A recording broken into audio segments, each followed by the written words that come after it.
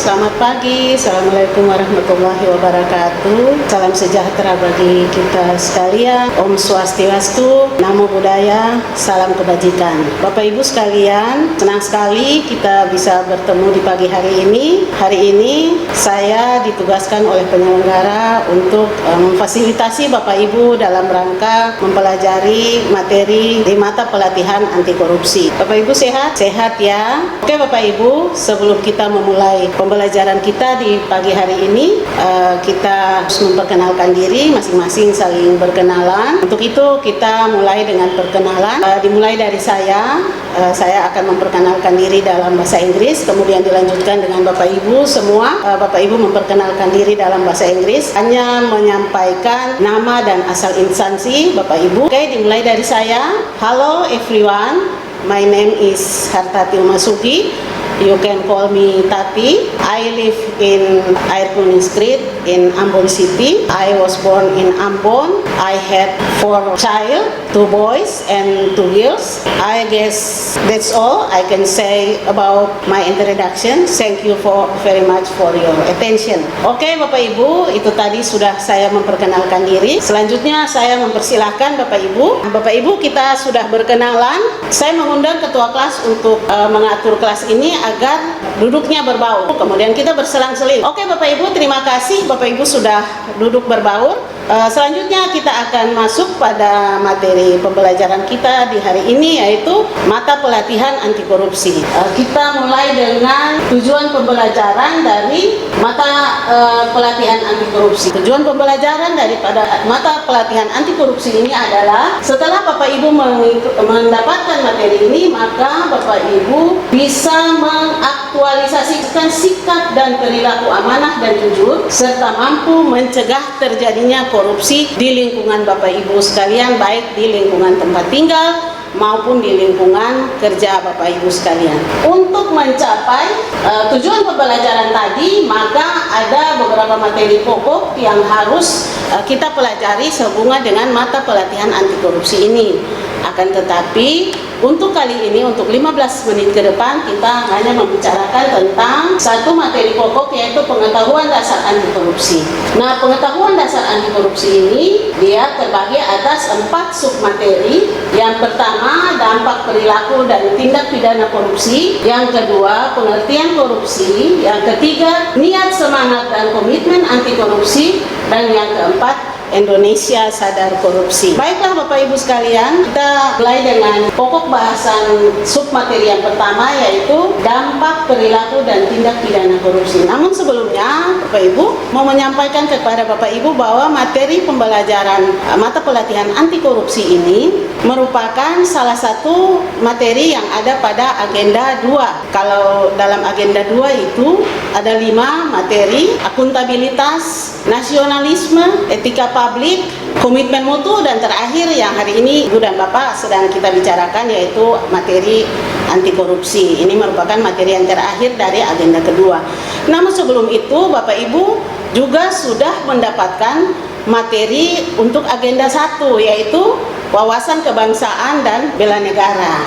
Saya ingin mendengar pendapat dari Bapak Ibu, apa sih hubungannya antara materi hari ini yang kita dapatkan, yaitu anti korupsi, dengan materi wawasan kebangsaan dan bela negara, terutama bela negara. Siapa yang mau memberikan pendapat? Silahkan. Pak Hasan dari Kabupaten Buru ya Pak? Benar sekali apa yang disampaikan oleh Pak Hasan. Jadi hubungannya anti korupsi, materi anti korupsi atau sikap anti korupsi adalah salah satu bentuk atau wujud nyata daripada sikap bela negara dari seorang ASN. Oke Bapak Ibu, mungkin itu hubungan antara agenda 1, yaitu wawasan kebangsaan bela negara, dengan agenda 2 khusus untuk mata pelatihan anti korupsi. Oke Bapak Ibu, kita masuk pada submaterinya, submateri dampak perilaku dan tindak pidana korupsi.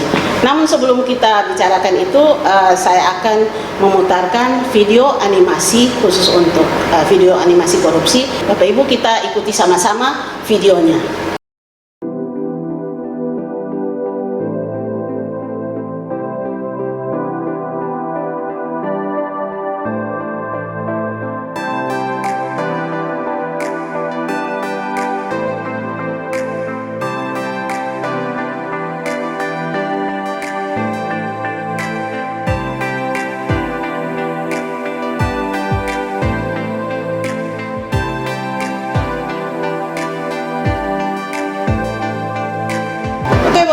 jadi kita sudah ikuti video tadi. Jadi ada beberapa sebab di dalam video itu yang membuat seseorang itu melakukan tindak pidana korupsi atau perilaku korupsi. Nah, Bapak Ibu, kita masuk pada dampak perilaku dan tindak pidana korupsi. Bapak Ibu, untuk melihat dampak perilaku dan tindak pidana korupsi ini bisa melihat pada fenomena-fenomena kehidupan yang terjadi di sekitar kita. Ada beberapa fenomena yang dapat saya kemukakan di sini. Pertama, fenomena jembatan yang rusak. Yang kedua, fenomena kerusakan hutan atau lingkungan. Yang ketiga, fenomena negara yang kaya sumber daya alamnya, tapi masyarakatnya tetap miskin. Nah, fenomena-fenomena itu kalau Bapak Ibu elaborasi lebih dalam, maka akan ditemukan bahwa ternyata penyebabnya adalah perilaku korupsi. Korupsi dengan jembatan yang rusak. Kenapa sih? Apa hubungannya sampai bisa korupsi kemudian jembatan rusak? Silakan. Oke, benar sekali apa yang disampaikan oleh Ibu Sherly, Bapak Ibu. Kenapa sampai jembatan yang rusak itu hubungannya dengan korupsi, Bapak Ibu? Bisa terjadi misalnya dalam perencanaan tadi yang disampaikan oleh Ibu Sherly, harusnya dibangun dengan anggaran misalnya 100 juta, ternyata hanya bisa dilakukan dengan 50 juta misalnya. Karena apa? Ada pengurangan daripada kualitas bahan yang harus dibeli atau disiapkan untuk membangun jembatan. Harusnya dibangun dengan besi nomor 1 misalnya, tapi kemudian dibeli yang nomor kualitas di bawah sehingga harganya kemudian lebih irit, dan kemudian memang jembatannya jadi hanya pada saatnya, hanya bertahan 1-2 tahun karena tadi kualitas bahannya tidak sesuai dengan apa yang telah dirancanakan. 50 jutanya dilaksanakan untuk pembangunan jembatan, kemudian 50 jutanya masuk pada kantong-kantong oknum-oknum tertentu. Selanjutnya kita masuk pada submateri yang kedua, yaitu pengertian korupsi. Khusus untuk pengertian korupsi ini saya kutip ada 2 pakar, yaitu Jeremy Popper dan Mokhtar Maskud. Ini nanti Bapak Ibu bisa baca khusus untuk pengertian korupsi. Namun kata korupsi sendiri Bapak Ibu, dia berasal dari bahasa Latin corruptio yang artinya kebobrokan atau kejahatan. Kalau kita bicara tentang korupsi, kata korupsi, maka ada beberapa kata yang kemudian mengikuti kata korupsi tersebut. Misalnya kata tindak pidana, kemudian tindak pidana korupsi dan perilaku korupsi. Ya, ada yang bisa memberikan penjelasan? Kita mulai dari perilaku korupsi dulu. Ibu silahkan. Baik sekali, satu perbuatan yang menguntungkan diri sendiri dengan cara yang melawan hukum. Oke Bapak Ibu, jadi perilaku korupsi adalah satu perbuatan yang dilakukan oleh seseorang untuk menguntungkan dirinya dan merugikan orang lain tanpa atau bertentangan dengan aturan-aturan yang berlaku. Nah, jadi itu pengertian daripada perilaku korupsi yang tadi disampaikan oleh Bapak Ibu sekalian. Nah, kalau kita bicara tentang tindak pidana, itu adalah suatu perilaku yang diancam dengan hukuman pidana dalam aturan perundang-undangan. Itu dinamakan tindak pidana. Sedangkan kalau tindak pidana korupsi, ada yang bisa menjelaskan? Oke, Pak Ketua Kelas, silakan. Benar sekali. Jadi kalau tindak pidana korupsi itu berarti satu perilaku korupsi yang telah bersentuhan dengan aturan atau hukum, bertentangan dengan hukum, dan itu telah diatur dalam aturan perundang-undangan, maka itu disebut tindak pidana korupsi dan diancam dengan hukum pidana. Di Indonesia sendiri, khusus untuk tindak pidana korupsi telah diatur dalam Undang-Undang Nomor 31 Tahun 1999 untuk Undang-Undang Nomor 20 Tahun 2001. Ini membagi tindak pidana korupsi di Indonesia atas 7 kelompok. Yang pertama, kelompok kerugian keuangan negara. Yang kedua, kelompok suap menyuap. Yang ketiga, kelompok pemerasan. Yang keempat, kelompok perbuatan curang. Yang kelima, kelompok penggelapan dalam jabatan, kelompok benturan kepentingan dalam pengadaan, dan yang terakhir adalah kelompok tindak pidana gratifikasi. Saya mintakan Bapak Ibu kelas ini dibagi atas 7 kelompok untuk masing-masing kelompok memilih salah satu daripada kelompok tindak pidana korupsi ini untuk diskusi kelompok, baik menyangkut pasal-pasal yang mengaturnya, apa itu tindak pidana pidana tersebut, kemudian contoh kasus yang ada di Indonesia yang Bapak Ibu tahu. Nah, Bapak Ibu silahkan membagi kelompok menjadi 7, kemudian berdiskusi. Nanti saya memberikan waktu 5 menit. Oke Bapak Ibu sekalian, saya kira kita bisa berkumpul kembali untuk masing-masing kelompok mempresentasikan hasil diskusi kelompoknya. Nah Bapak Ibu, kita akan mendengar presentasi dari masing-masing kelompok, dimulai dari kelompok 1. Presentasi disampaikan oleh satu orang yang telah ditunjuk sebagai ketua kelompok. Oke Bapak Ibu, saya kira sudah selesai. Kenapa sampai Bapak Ibu harus mendiskusikan ini? Karena saya yakin ketujuh kelompok ini sangat rentan dilakukan oleh kita sebagai ASN. Selanjutnya Bapak Ibu, kita masuk pada submateri yang berikut, yaitu niat, semangat, dan komitmen anti korupsi. Bapak Ibu, niat, semangat, dan komitmen anti korupsi. Nah Bapak Ibu, setelah melihat dampak daripada fenomena-fenomena korupsi yang terjadi di lingkungan kita, dampaknya terhadap kehidupan masyarakat, dampaknya kepada kehidupan berbangsa, dampak kerusakannya terhadap kehidupan bernegara, di mana dampak kerusakannya ternyata setelah dielaborasi itu sangat signifikan dan tidak hanya bersifat jangka pendek, bahkan juga jangka panjang. Maka kita harus punya niat yang kuat untuk perilaku anti korupsi. Dilakukan dengan cara apa? Yaitu dengan cara mengaplikasikan nilai-nilai anti korupsi ke dalam kehidupan kita.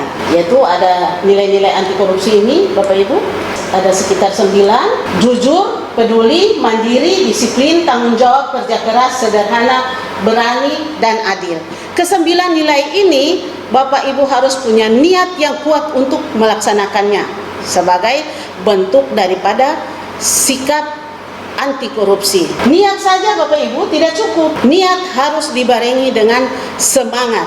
Nah, niat dan semangat ini harus tetap digelorakan sehingga muncullah satu komitmen untuk tidak melakukan tindak pidana korupsi. Kalau dalam bahasa agama, istiqamah, harus satu kata dan satu perbuatan. Apa yang diatur, maka lakukanlah sesuai dengan apa yang diatur tersebut. Itu yang disebut dengan komitmen. Niat, semangat, komitmen untuk melaksanakan nilai-nilai anti korupsi ini, kalau semua orang bisa melakukan hal yang sama dengan menerapkan 9 nilai-nilai anti korupsi tadi dalam kehidupan adik-adik Bapak Ibu sebagai seorang ASN, maka tentunya satu saat Indonesia akan bebas korupsi. Kalau Indonesia sudah bebas korupsi, maka Indonesia akan menjadi satu negara yang berintegritas. Saya mengundang Bapak Ibu sekalian untuk kita bermain sebentar. Kita membagi kelas ini atas 2 kelompok, kelompok jika dan kelompok maka. Hanya menuliskan 3 kata, jika saya ... Nah, jika saya korupsi. Nah, di sini kelompok maka mengisi maka saya kaya. Terserah, kita bermain, silakan. Oke Bapak Ibu, kita sudah bermain dan kita sudah rileks sejenak. Kita sudah sampai di penghujung pembelajaran kita hari ini. Saya akan merangkum apa-apa yang telah kita bicarakan selama 15 menit di pagi hari ini, yaitu yang pertama tentang apa itu korupsi. Bapak Ibu sudah tahu apa itu perilaku korupsi dan apa itu tindak pidana korupsi. Ada 7 kelompok tindak pidana korupsi, dan kemudian apa yang bisa Bapak Ibu lakukan untuk kita mencapai Indonesia yang bebas korupsi, Indonesia yang sadar korupsi, dan mencapai Indonesia yang berintegritas. Selanjutnya Bapak Ibu, pada slide terakhir terdapat beberapa pertanyaan yang harus Bapak Ibu jawab, dan Bapak Ibu setelah menjawab sampaikan ke saya melalui email saya. Untuk menutup pertemuan kita di pagi hari ini, maka saya mengundang Bapak Ibu sekalian, ayo kita meneriakan yel-yel anti korupsi. Jadi korupsi no, integritas yes. Bapak Ibu silakan berdiri. Oke. Korupsi no, integritas yes. Oke Bapak Ibu sekalian, terima kasih. Wabillahi taufik wal hidayah. Wassalamualaikum warahmatullahi wabarakatuh.